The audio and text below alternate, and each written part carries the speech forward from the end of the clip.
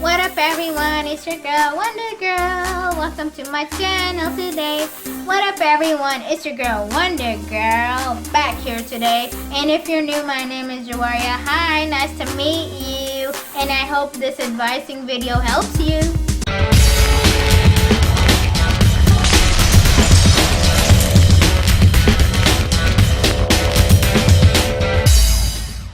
Now guys, the 1800s, the late 1800s guys, it was commonly known as the Gilded Age. You guys might want to note that down, okay? The Gilded Age, guys, was basically just the inequality between very wealthy business owners, and it was like a very problem back in the day, like legitly, like business owners, yeah. Like, if you're very wealthy, you're gonna have a problem, even if you're a millionaire, for heaven's sake. And at this time, guys, workers had to work under very terrible conditions, okay? And they even get paid for it, just to get paid a little bit. Like, you can just imagine working anywhere, and just imagine that place having very terrible management, and you can think of that as the Gilded Age part, as how they went about working and getting paid. And at this time, guys, mainly people at this time, they wanted the government to fix the issue. Like, the government needs to do something. But no, government is just chilling there. Just noting stuff down or whatever the hell they're doing, I don't know. They're just sitting there probably just drinking some tea. And the people over here are like, yeah, you ain't fixing corruption like that, mate. You is not fixing anything just by sitting there, and especially if this is the government, man. I'm like, you run the entire country, okay? The entire country goes on your basis, and you need to do some crap about it. So the first thing that was in part of the Gilded Age was known or called the political machines, and you might want to know this too.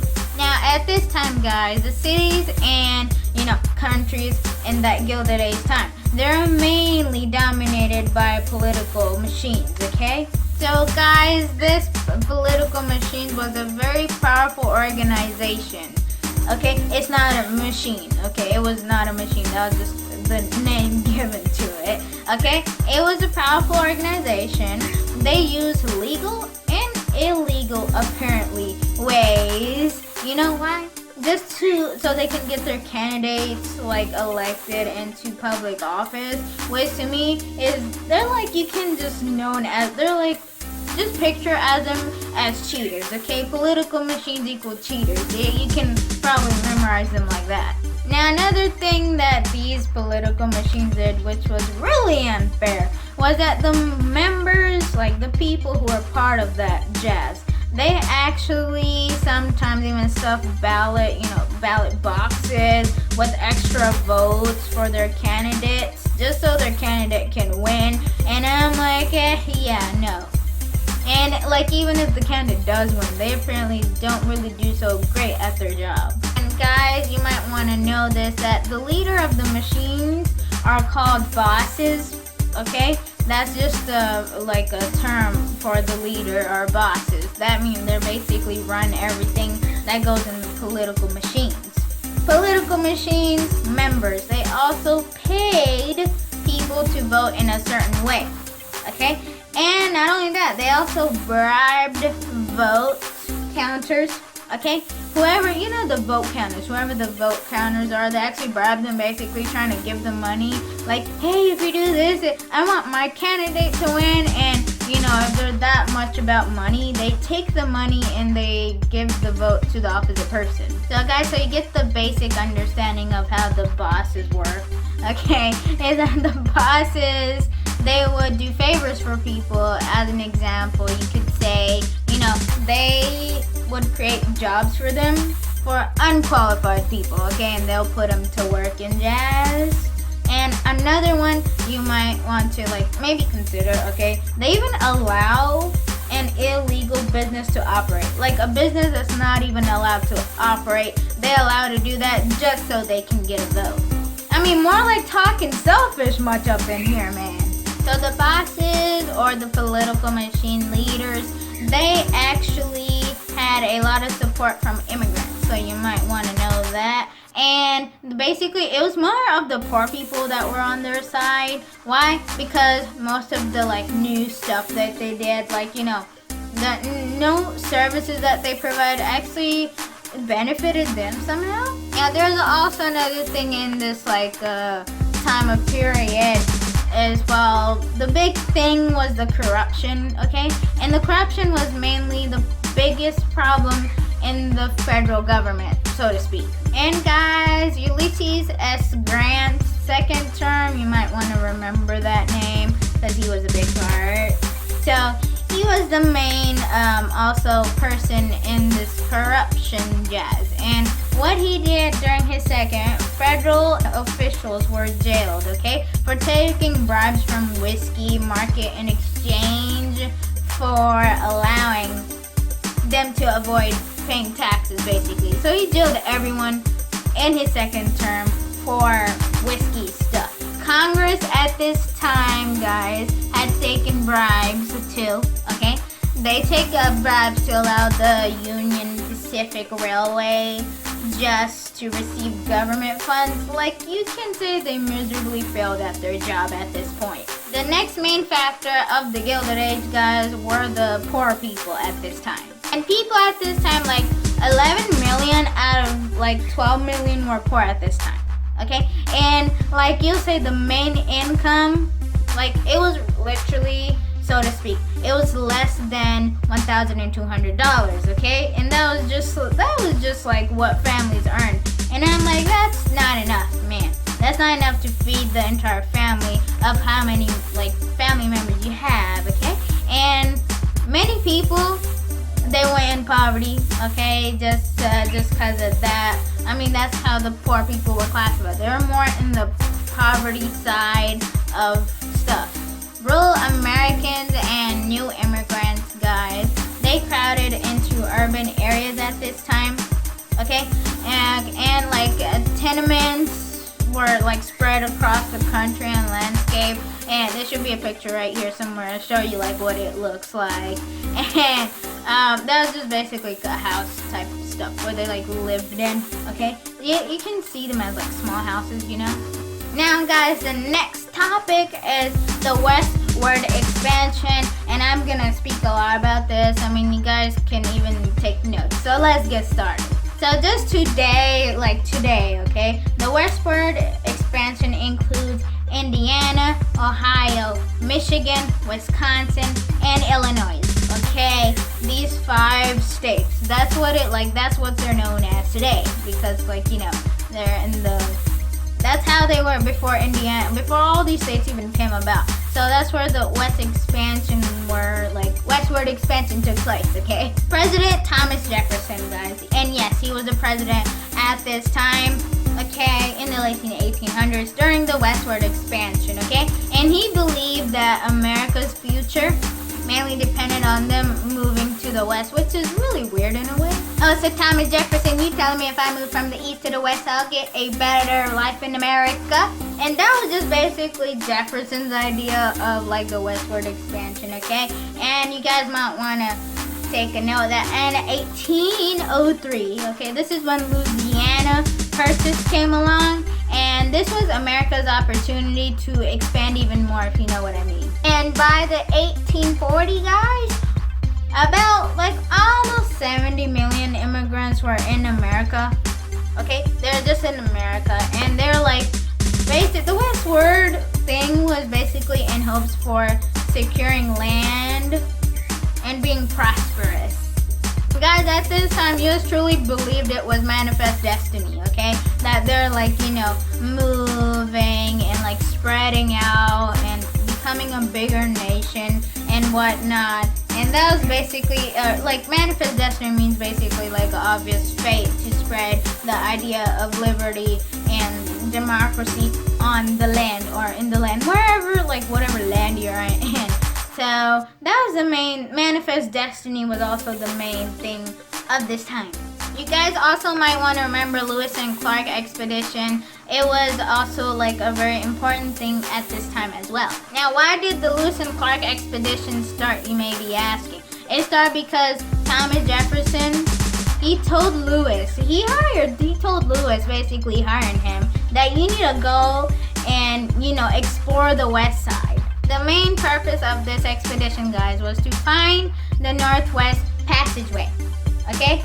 Or just Northwest Passage, okay? And what was it? It was like a water route that across like Native America, and it's supposed to like connect it's one long water route that connects the Atlantic Ocean to the Pacific Ocean. It was just like a long water route that they had to like try to find. And after the Lewis and Clark expedition, then it comes to Texas War of Independence. And the Texas War of Independence, guys. Texas did not become a part of the U.S. until 1845, okay? And just to let you know that it was the 28th state to join the USA. And the main reasons why like the Texas War of Independence went down is because people, they didn't like that there were orders from Mexican officials, okay? And all documents were written in Spanish, okay? And at that time, no one, only Mexicans speak Spanish at that time, okay? And most people, they did not like that, so they declared independence, and that's pretty much how it went down. So guys, there were also other reasons or the causes of the Texas Revolution at that time.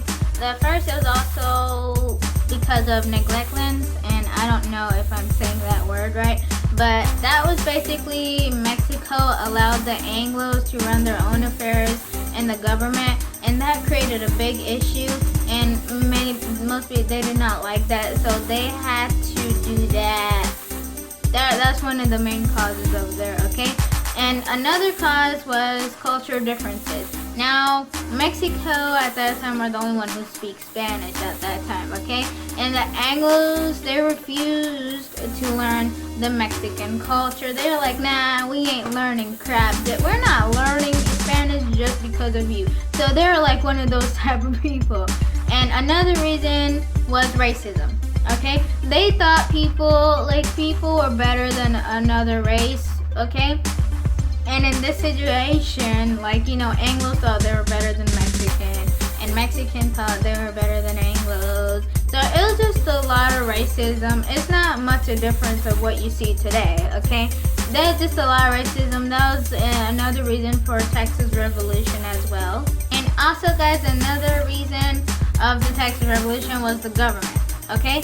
And that was because the Anglos thought that all the the states should have all the rights, okay?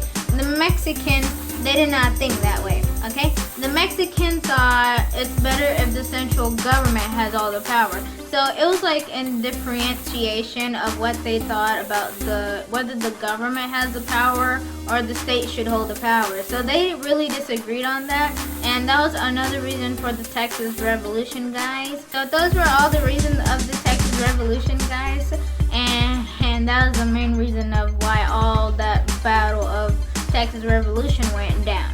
Next point is Battle of the Alamo. Now, where did the Battle of Alamo take place? San Antonio, Texas, guys, okay? And it actually turned into a fight.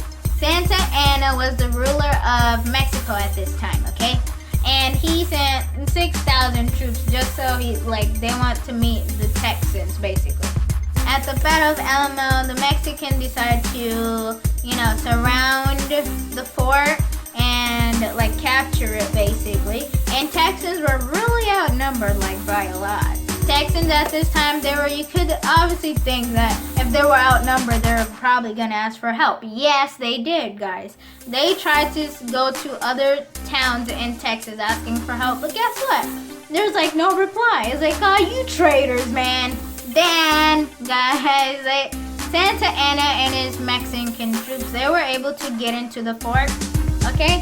But for 12 days, they just threw cannonballs just to break that fort, and they went in and around in March, okay? And basically, Santa Anna just wanted to do he ordered to execute everyone who survived. He doesn't care if you're a woman, you're a child, you're a 2-year-old, you is going down. The next battle, guys, is called the Battle of San Jacinto River. So what happened at the Battle of San Jacinto, okay? Now, the first person you need to know is Sam Houston, okay? And he was the Revolutionary Army leader, and you might want to know that. And he actually lured Santa Anna deep into Texas, okay? He took him basically away from his army because, and like, it was in hope to make it harder for the general to supply his army and get all them ready for battle. And then the Mexican army, they were expecting Texans to attack them at dawn, okay? And the general just kept his men all up, Santa Anna kept all his army up all night, expecting the Texans to eventually attack them when, somehow at dawn. So when the Texans, they did not attack the Mexican army at dawn, they all took a nap. Yeah, they all went to sleep, and guess what? Texans actually surprise attacked them in the afternoon. Yep, they had a surprise attack. They killed every single one of them. They killed Santa Anna. They killed his troops. You name it. And the Mexicans, they were actually surprised because they just woke up from a nap. They didn't expect Texans to actually attack them at that time. At the same time, while they were getting attacked, the Texans cried out, "Remember the Alamo, god dangs." So they cried out that phrase just so they're like, yeah, don't make that mistake again of attacking the Alamo ever again. So guys, Santa Anna actually runs away. He escapes while the battle is going on, okay? And then he eventually gets captured. He eventually gets captured by the Texans. In exchange for his freedom, he grants Texas their independence. And guys, Texas is also known as the Lone Star Republic. Yo guys, so that's the end of my video. I hope you guys enjoyed it and you got a better understanding of the Gilded Age in general, because this was just meant to help you. And thanks to also my history teacher told me to do this video. For those of you who are confused at this this time of the American history. Anyway guys, that was it. That's all I have to say. I hope you enjoyed it. Don't forget to smash that subscribe button. New video every Tuesday and Friday unless I'm busy, okay? Just hit that subscribe button for me, okay? Because if you watch my video, you should be subscribed. And don't forget to smash that like button. You can follow me on all my social medias, Facebook, Instagram, all that jazz. It's going to be linked in the description box below. Other than that, Wonder Girl is signing off because her timeline is off. One love, Wonder Girl. That is a wrap, guys.